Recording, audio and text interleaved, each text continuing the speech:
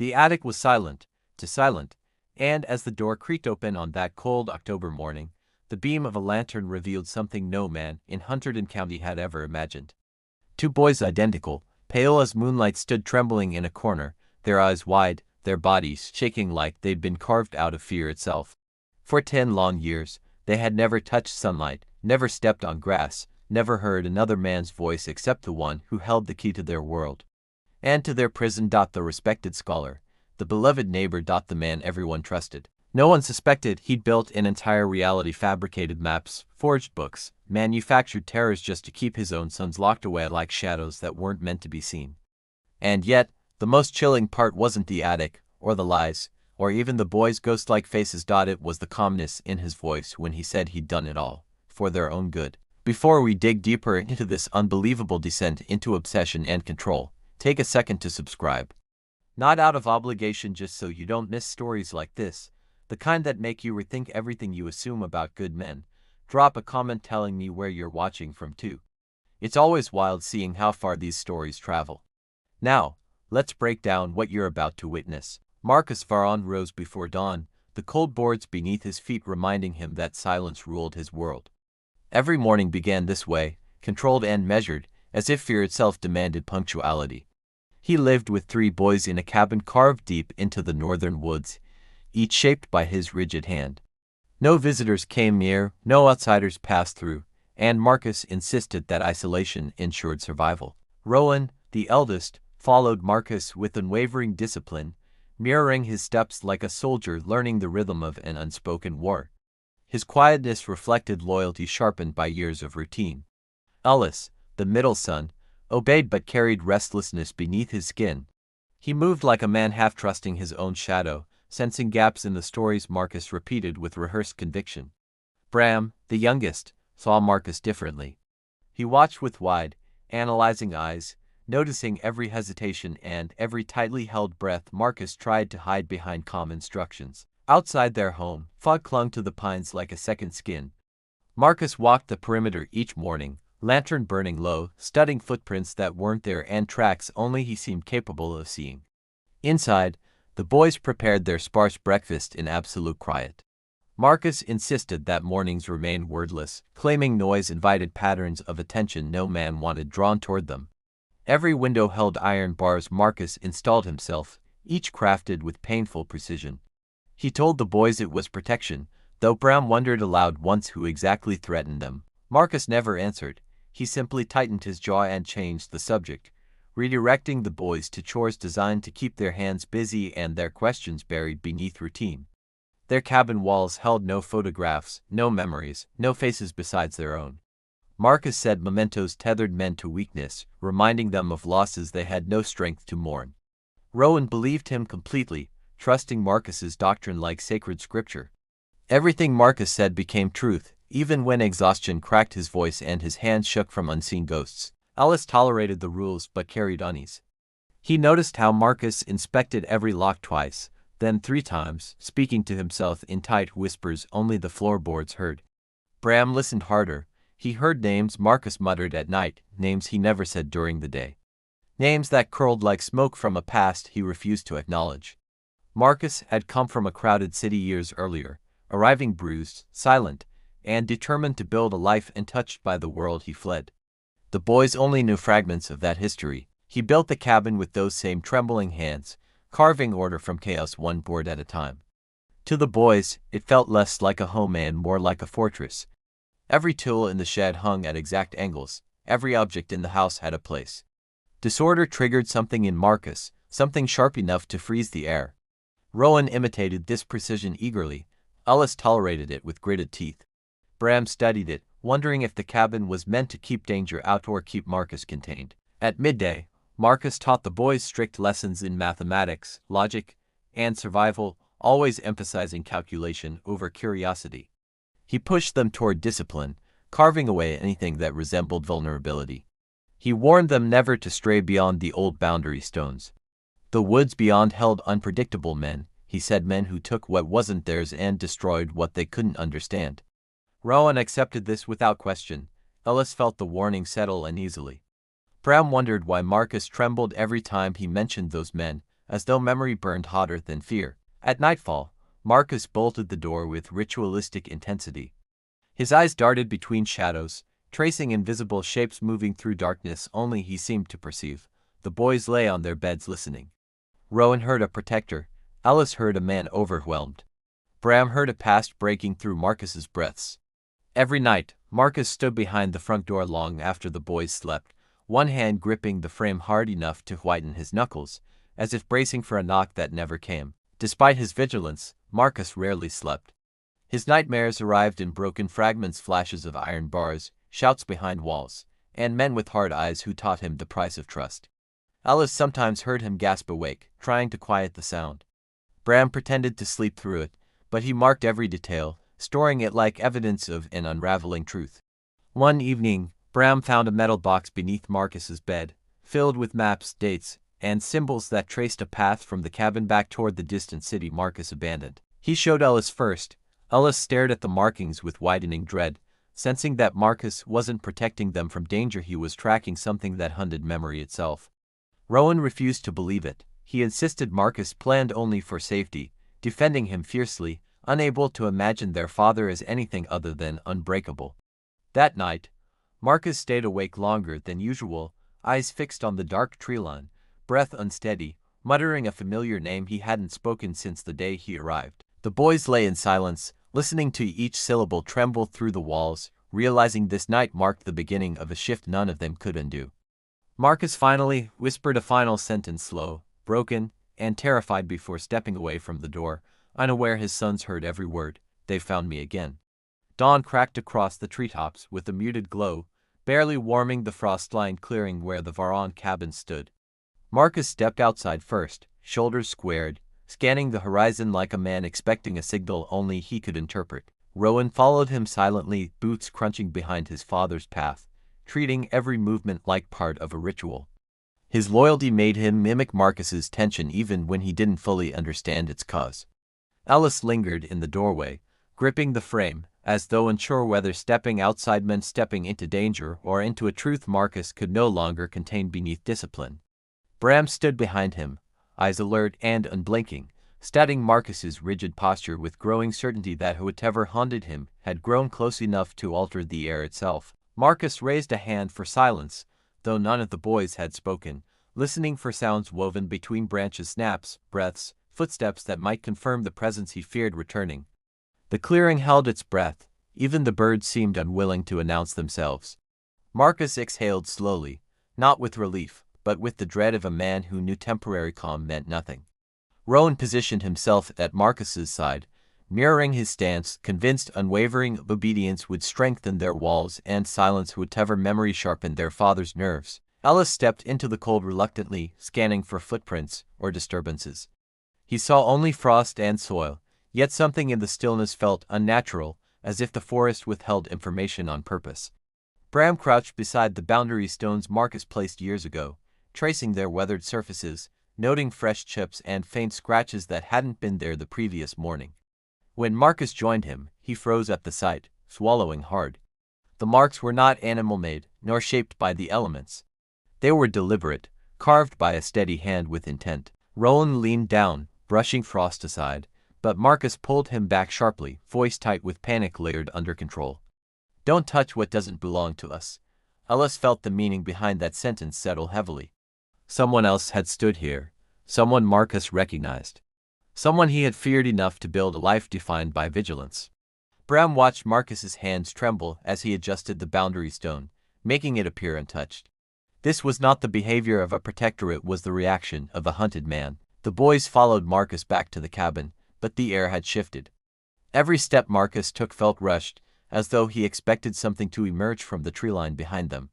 Inside, Marcus locked the door with practiced intensity, yet this time he added a second bar, then a third, as if preparing for a different kind of arrival one memory couldn't restrain. Rowan stood ready near the window, scanning the forest. Alice paced quietly, understanding more than he wanted to. Bram sat at the table, watching Marcus unravel beneath forced composure. Marcus ordered them to gather every tool, rope, and weapon they possessed. His voice remained steady, but the tremor beneath each command exposed a truth he could no longer hide. Rowan obeyed immediately, hauling axes and lanterns. Ellis retrieved dried rations and blankets, sensing Marcus prepared for movement, not defense. Bram brought the metal box Marcus thought he had hidden. The moment Marcus saw the box, his eyes darkened.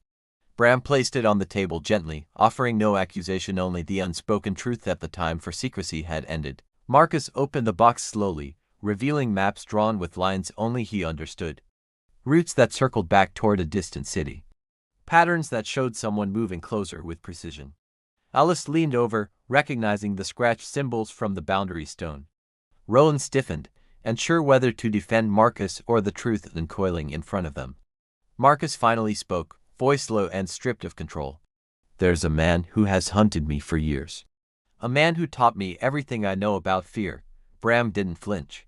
He already knew. Is he the reason we never leave the boundary? Marcus nodded once, jaw tightening, the weight of memory settling across his shoulders like iron. He doesn't stop. He doesn't forget. And he doesn't come alone. Rowan felt the floor tilt under him, understanding that loyalty couldn't shield them from a danger older than their childhood. Ellis's chest tightened with dread he couldn't swallow. Bram stared at Marcus with clarity sharper than fear. Then whatever happens next, it's already begun. Marcus pressed his hand against the door he had guarded night after night, exhaling like a man preparing to confront a ghost carved from his own past mistakes. Outside, a branch snapped too precise to be wind, too intentional to be animal. Marcus's eyes widened, and the boys rushed to the windows, breaths frozen in their throats. In the tree line stood a lone figure, still as carved stone, staring directly at the cabin with an expression cold enough to stiffen the blood of any man who understood its meaning. Marcus whispered the name he hadn't spoken in 10 years, voice cracking under the weight of old terror. A name the boys had never heard, yet instantly understood. "He found us." The figure didn't move, didn't sway, didn't breathe in any visible way. He stood at the exact edge where shadow touched frost, watching the cabin like a man inspecting a trap he'd already sprung. Marcus stepped back from the window, hands shaking despite every discipline he crafted over years. The boys had never seen their father terrified, but terror now lived in every line of his face. Rowan gripped the nearest axe with white knuckles, trying to decide whether this moment demanded protection or retreat. For the first time, he doubted the strength Marcus trained into him. Ellis felt his stomach twist as he studied the silhouette. Something about that stillness felt unnatural, like the man wasn't observing them, but waiting for a cue from a script only Marcus understood. Bram leaned closer to the window, eyes narrowed, analyzing the landscape. The figure's feet didn't disturb the frost. His presence looked carved into the world, not placed there. Marcus whispered instructions spread out, "Stay low, don't break formation," but his voice quivered under the strain of memory slamming back into his mind with violent clarity. Outside, the figure lifted one hand and tapped his coat twice, a subtle motion, deliberate and chilling. Marcus's breath hitched, as if that gesture alone unlocked something buried deep. Rowan stepped away from the window, sensing their father's unraveling. Ellis backed toward the center of the room. Bram remained still, refusing to blink until he understood everything. Marcus staggered to the table, grabbing the metal box, rifling through folded pages covered in numbers, symbols, and names. His lips moved silently as if solving an equation made of trauma. Ellis watched him whisper calculations that sounded like a man reliving old commands. Rowan reached out to steady him, but Marcus pulled away, clutching the papers like a lifeline. A sudden knock shattered the silence. 3 slow, intentional strikes against the cabin door, each one vibrating through the floorboards like a heartbeat from something colossal and cruel. Marcus stumbled back, shaking his head violently. "He never knocks," he muttered, horrified. "He forces entry. He never warns. Why is he warning?" Rowan raised the axe higher. Ellis gripped a lantern so tightly the metal dug into his palm. Bram positioned himself by the door, calm in a way Marcus wasn't. Another knock followed, same rhythm, same deliberate patience, and Bram felt the air pressure shift, as though the world outside folded inward in anticipation. Marcus stared at the door, sweating through his shirt, every breath shallow. "He wants me to answer," he whispered. "He wants to finish what he started." Rowan mouthed the question, none dared to speak aloud. "What did he start?" Marcus never looked away from the door. "Training," he said hoarsely. "Punishment, ownership. Men like him don't stop until they claim everything they think is theirs." Outside, the figure stepped closer, boots sinking into frost now, leaving deep impressions that contradicted his earlier weightless stillness. He paused inches from the door. Alice's throat tightened. The man's shadow under the frame stretched unnaturally long, bending angles no sunlight or logic could bend. Bram's eyes widened as he traced the impossible geometry. Marcus grabbed Bram's shoulder. "Don't look at him directly," he warned. "He uses your attention like a hook." But Bram didn't look away. Something about the figure felt familiar not just to Marcus, but to Bram himself, as if some forgotten memory flickered beneath consciousness. The door handle twitched once, twice, then stopped, like the man wanted them to hear the metal strain under his grip. A threat without violence, a promise without words. Marcus shouted for the boys to fall back, but Rowan refused, standing firm. Alice trembled but held his ground. Bram took one step forward, drawn by a force he trusted against all reason. The figure spoke at last, voice sliding through the door as if it were thin cloth. "Marcus," he called, calm and steady, "time to open up. You've run long enough." Marcus's knees buckled. Rowan caught him, struggling to hold him upright. Alice gasped, recognizing authority in the voice, deep, controlled, practiced through years of command. Bram stared at the door, pulse steady. "I know that voice," he murmured, shocking even himself. Marcus snapped toward him in raw panic. "No," Marcus whispered fiercely. "You don't. You must not." Outside, the shadow leaned closer. "Bram," the voice said softly, as if greeting an old friend, "come to the door. Let me see you." Every breath in the cabin froze. Every light seemed to dim. Marcus screamed, "Don't answer him," but Bram was already walking forward. Bram stepped closer, not driven by fear or obedience, but by a strange familiarity warming beneath his ribs, a recognition he couldn't trace, as if the voice had lived in him longer than memory allowed. Rowan lunged to grab him, but Bram slipped from his grasp with quiet precision, like someone following steps engraved in his bones. Alice shouted his name, voice cracking against the tension gripping the cabin. Marcus slammed his back into the door, barring it with his weight, breathing in sharp bursts. His hands spread across the wood as if trying to smother the voice bleeding through its grain. Bram halted just an arm's length away, staring at Marcus. "I'm not afraid," he said softly, surprising even himself. The silence that followed seemed to pulse, expanding and contracting around his heartbeat. Marcus shook his head violently. "You should be," he whispered, every word trembling.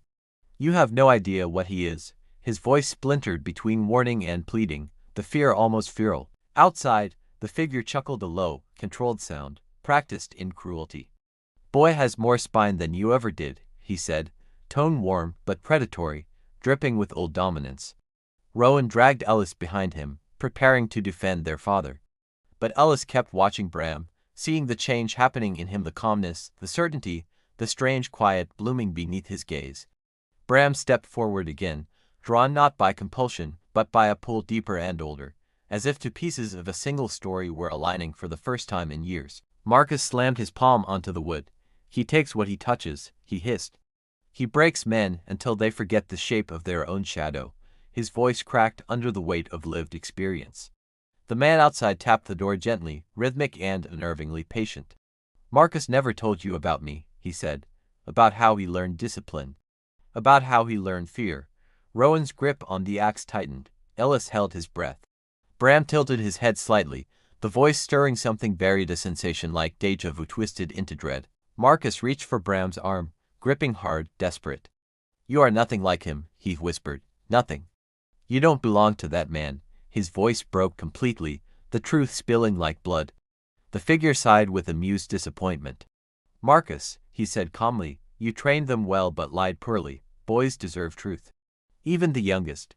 The wood beneath Marcus's hands vibrated as the stranger pressed his palm against the other side, slowly, firmly, like a man testing the thickness of a barrier he planned to tear down. Bram felt a cold ripple in the air, a sensation threading through the room like the forest itself inhaled. His pulse slowed, breath deepening, mind clearing in unnatural stillness.